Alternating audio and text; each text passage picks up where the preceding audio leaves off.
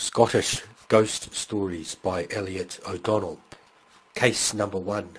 The Death Bogle of the Crossroads and the Inextinguishable Candle of the Old White House, Pitlochry. Several years ago, bent on revisiting Perthshire, a locality which had great attractions for me as a boy, I answered an advertisement in a popular ladies' weekly. As far as I can recollect, it was somewhat to this effect: comfortable home offered to a gentleman, a bachelor, at moderate terms in an elderly Highland lady's house at Pitlochry. Must be a strict teetotaler and non-smoker. FM box so-and-so. The naivety and originality of the advertisement pleased me. The idea of obtaining as a boarder a young man combining such virtues as abstinence from alcohol and tobacco amused me vastly. And then a bachelor too. Did she mean to make love to him herself? The sly old thing. She took care to insert the epithet elderly in order to avoid suspicion, and there was no doubt about it, she thirsted for matrimony. Being tabooed by all the men who had even as much as caught a passing glimpse of her, this was her last resource. She would entrap some unwary stranger, a man with money of course, and inveigle him into marrying her, and there rose up before me visions of a tall, angular, 40-year-old Scottish spinster, with high cheekbones, virulent, sandy hair and brawny arms, the sort of woman that ought not to have been a woman at all, the sort that sets all my teeth on edge.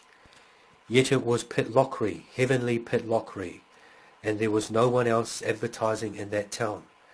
That I should suit her in every respect but the matrimonial, I did not doubt. I can pass muster in any company as a teetotaler. I abominate tobacco, leastways it abominates me, which amounts to much about the same thing, and I am, or rather I can be, tolerably amenable, if my surroundings are not positively infernal, and there are no county council children within shooting distance. But for once my instincts were all wrong. The advertiser, a Miss Flora MacDonald, of Donald Murray House, did not resemble my preconception of her in any respect. She was of medium height and dainty build, a fairy-like creature clad in rustling silks with wavy white hair, bright blue eyes, straight, delicate features, and hands the shape and slenderness of which at once pronounced her a psychic. She greeted me with all the stately courtesy of the old school. My portmanteau was taken upstairs by a solemn-eyed lad in the MacDonald tartan, and the tea-bell rang me down to a most appetizing repast of strawberries and cream, scones, and delicious buttered toast. I fell in love with my hostess. It would be sheer sacrilege to designate such a divine creature by the vulgar term of landlady at once. When one's impressions of a place are at first exalted, they are often, later on, apt to become equally abased. In this case, however, it was otherwise. My appreciation both of Miss Flora MacDonald and of her house daily increased. The food was all that could be desired, and my bedroom, sweet with the perfume of jasmine and roses, presented such a picture of dainty cleanliness as awkward in me feelings of shame that it should be defiled by all my dusty, travel-worn accoutrements. I flatter myself that Miss MacDonald liked me also. She did not regard me altogether as one of her common herd, as doubtless in some degree due to the fact that she was a Jacobite, and in a discussion on the associations of her romantic namesake, Flora MacDonald, with Perthshire, it leaked out that our respective ancestors had commanded battalions in Louis XIV's far-famed Scottish and Irish brigades. That discovery bridged gulfs. We were no longer payer and paid. We were friends, friends for life. A lump comes into my throat as I pen these words, for it is only a short time since I heard of her death. A week or so after I had settled in her home, I took, at her suggestion, a rest, and I quite agree with her. It was a very necessary rest from my writing, and spent the day on Loch Tay, leaving again Donald Murray House at 7 o'clock in the evening. It was a brilliant moonlit night, not a cloud in the sky, and the landscape stood out almost as clearly as in the daytime. I cycled, and after a hard but thoroughly enjoyable spell of pedalling, eventually came to a standstill on a high road, a mile or two from the first lights of Pitlochry. I halted, not through fatigue, for I was almost as fresh as when I started, but because I was entranced with the delightful atmosphere, and wanted to draw in a few really deep draughts of it before turning into bed. My halting place was on a triangular plot of grass at the junction of 4 roads. I propped my machinery against the hedge, and stood with my back leaning against the signpost, and my face in the direction whence I had come. I remained in this attitude for some minutes, probably 10, when I was about to remount my bicycle, when I suddenly became icy cold, and a frightful, hideous terror seized and gripped me so hard that the machine, slipping from my palsied hands, fell to the ground with a crash. The next instant something, for the life of me I knew not what, its outline was so blurred and indefinite, alighted on the green open space in front of me with a soft thud, and remained standing as bolt upright as a cylindrical pillar. From far off there then came the low rumble of wheels, which momentarily grew in intensity, until there thundered into view a wagon, weighed down beneath a monstrous stack of hay, on top of which sat a man in a wide-brimmed straw hat, engaged in a deep confabulation with a boy in corduroys, who sprawled beside him. The horse, catching sight of the motionless thing opposite me, at once stood still and snorted violently. The man cried out, "Hey, hey! What's the matter with ye, beast?" And then in an hysterical kind of screech, "Great God, what's you figure that I see? What's you figure, Thomas?" The boy immediately raised himself into a kneeling position, and clutching hold of the man's arm, screamed, I dinna kin, Matthew, but take heed, man. It does not touch me. It's me. It's come after. Na ye." The moonlight was so strong that the faces of the speakers were revealed to me with extraordinary vividness, and their horrified expressions were even more startling than was the silent, ghastly figure of the unknown. The scene comes back to me here in my little room in Norwood, with its every detail as clearly marked as on the night it was first enacted. The long range of cone-shaped mountains darkly silhouetted against the silvery sky, and seemingly hushed in gaping expectancy, the shining, scaly surface of some far-off tarn or river, perceptible only at intervals, owing to the thick clusters of gently nodding pines, the whitewashed walls of cottages, glistening amid the dark green denseness of the thick-leaved box trees, and the light, feathery foliage of the golden laburnum, the undulating meadows, besprinkled with gorse and grotesquely moulded crags of granite, the dazzling white roads saturated with moonbeams, all were overwhelmed with stillness, the stillness that belongs only to the mountains and trees and plains, the stillness of Shadowland. I even recounted the buttons, the horn buttons and the rustics' coats. One was missing from the man's, 2 from the boy's, and I even noted the sweat stains under the armpits of Matthew's shirt, and the dents and tears in Tamar's soft wide-awake. I observed all these trivialities, and more besides. I saw the abrupt rising and falling of the man's chest, as his breath came in sharp jerks, and the stream of dirty saliva that oozed from between his blackberry-stained lips, and dribbled down his chin.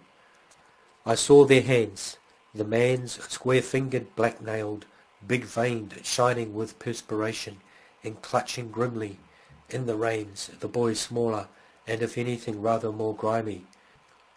The one pressed flat down on the hay, the other extended in front of him, the palms stretched outwards and all the fingers widely apart.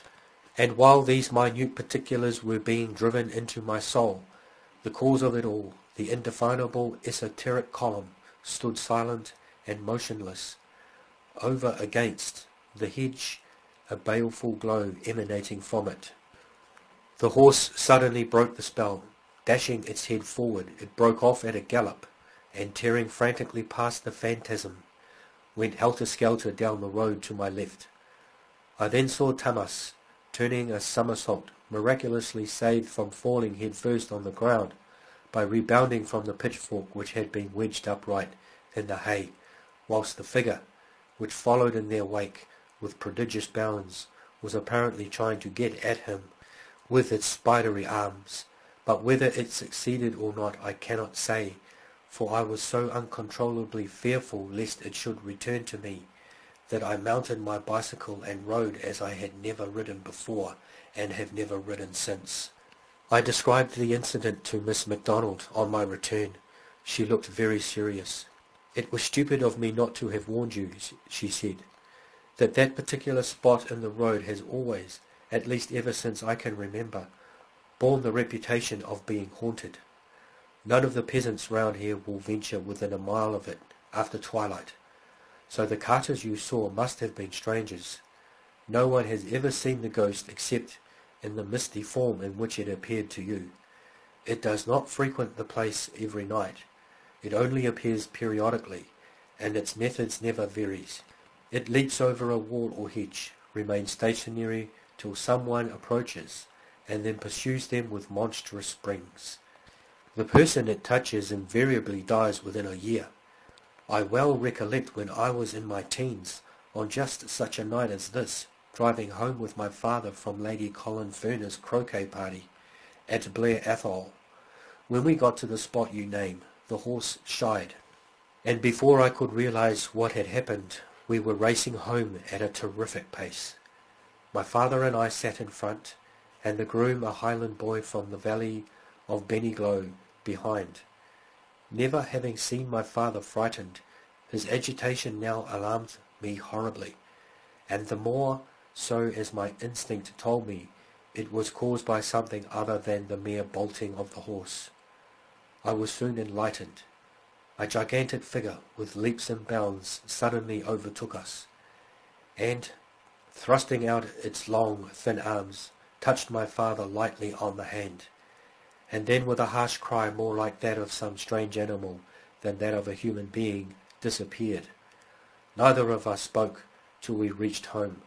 I did not live here then, but in a house on the other side of Pitlochry, when my father, who was still as white as a sheet, took me aside and whispered, "Whatever you do, Flora, don't breathe a word of what has happened to your mother, and never let her go along that road at night. It was a death, Bogle. I shall die within 12 months. And he did." Miss MacDonald paused. A brief silence ensued, and she then went on with all her customary briskness. "I cannot describe the thing any more than you can, except that it gave me the impression it had no eyes. But what it was, whether the ghost of a man, woman, or some peculiar beast, I could not for the life of me tell. Now, Mr. O'Donnell, have you had enough horrors for one evening, or would you like to hear just one more?"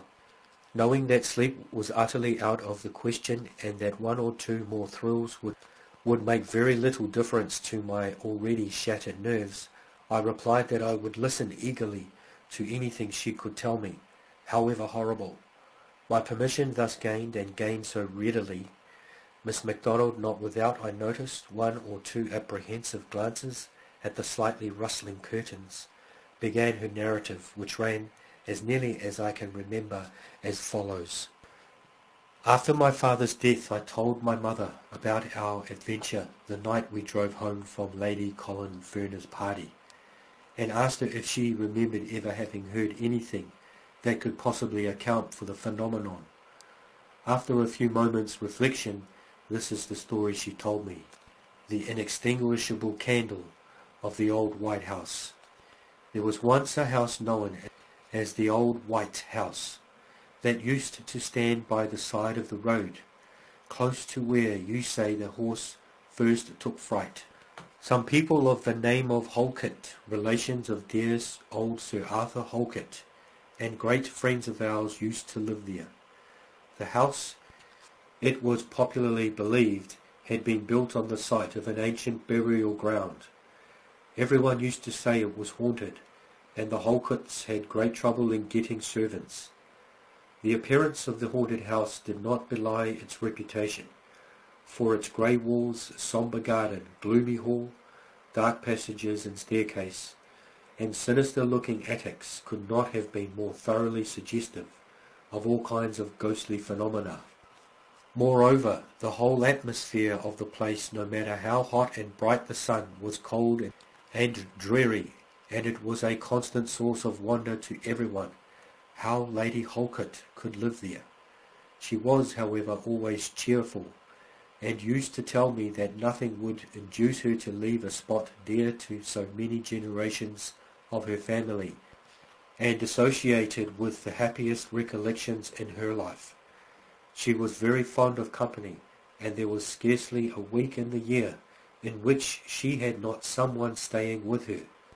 I can only remember her as widow, her husband a major in the Gordon Highlanders, having died in India before I was born.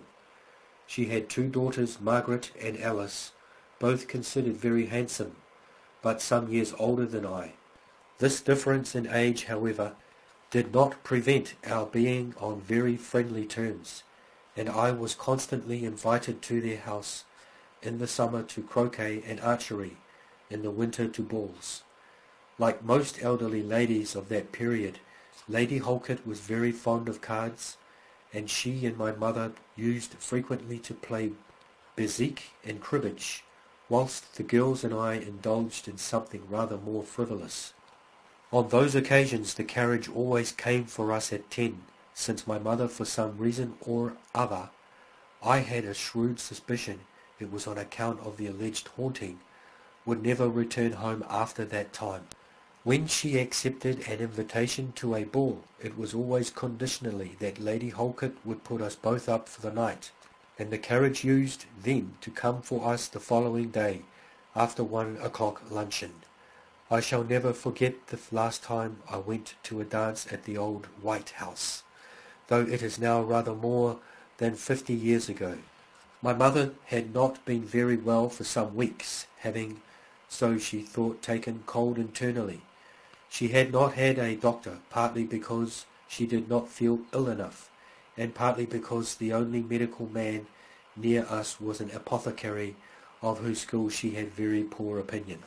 My mother had quite made up her mind to accompany me to the ball, but at the last moment, the weather being appalling, she yielded to advice, and my Aunt Nora, who happened to be staying with us at the time, chaperoned me instead.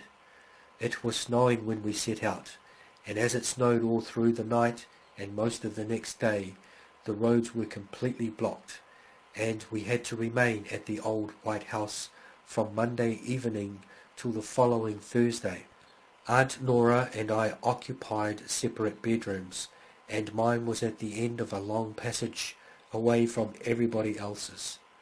Prior to this, my mother and I had always shared a room, the only really pleasant one, so I thought, in the house, overlooking the front lawn. But on this occasion, there being a number of visitors, belated like ourselves, we had to squeeze in wherever we could.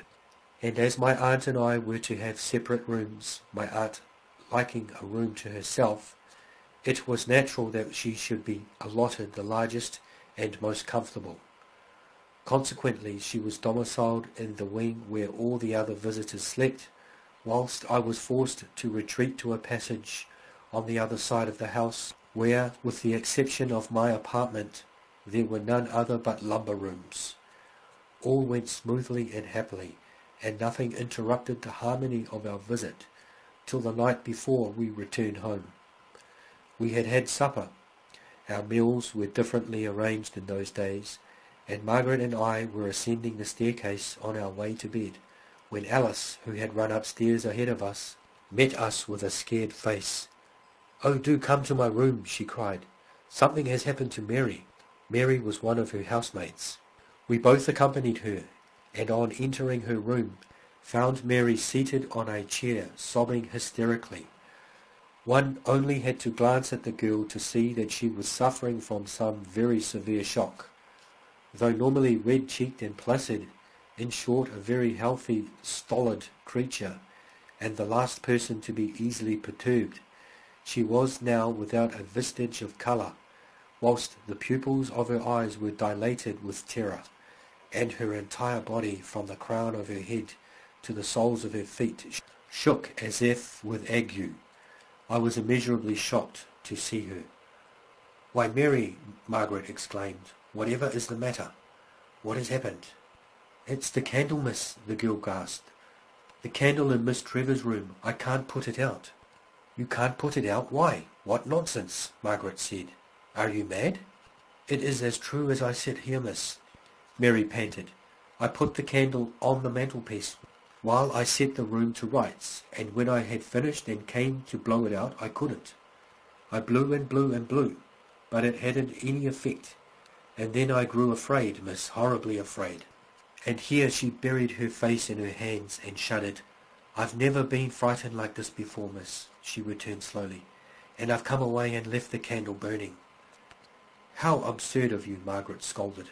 "We must go and put it out at once.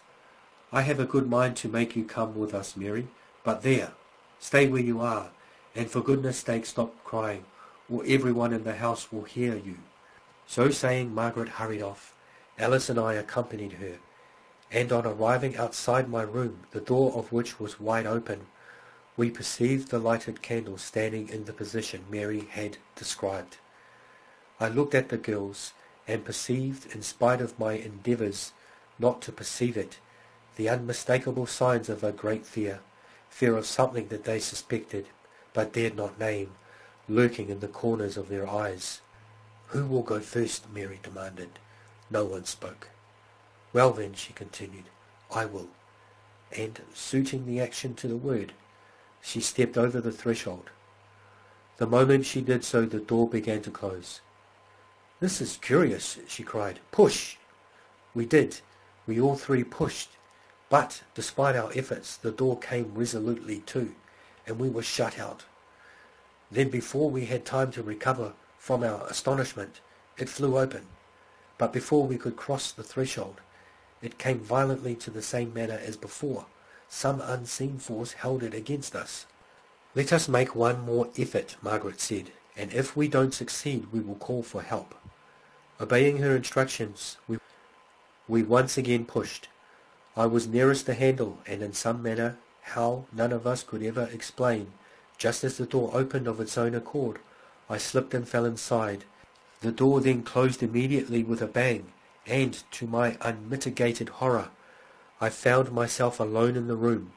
For some seconds I was spellbound, and could not even collect my thoughts sufficiently to frame a reply to the piteous entreaties of the Holkits, who kept banging on the door and imploring me to tell them what was happening. Never, in the hideous excitement of nightmare, had I experienced such a terror as the terror that room conveyed to my mind. Though nothing was to be seen, nothing but the candle, the light of which was peculiarly white and vibrating, I felt the presence of something inexpressibly menacing and horrible. It was in the light, the atmosphere, the furniture, everywhere. On all sides it surrounded me. On all sides I was threatened in a manner that was strange and deadly, something suggesting to me that the source of evil originated in the candle, and that if I could succeed in extinguishing the light, I should free myself from the ghostly presence.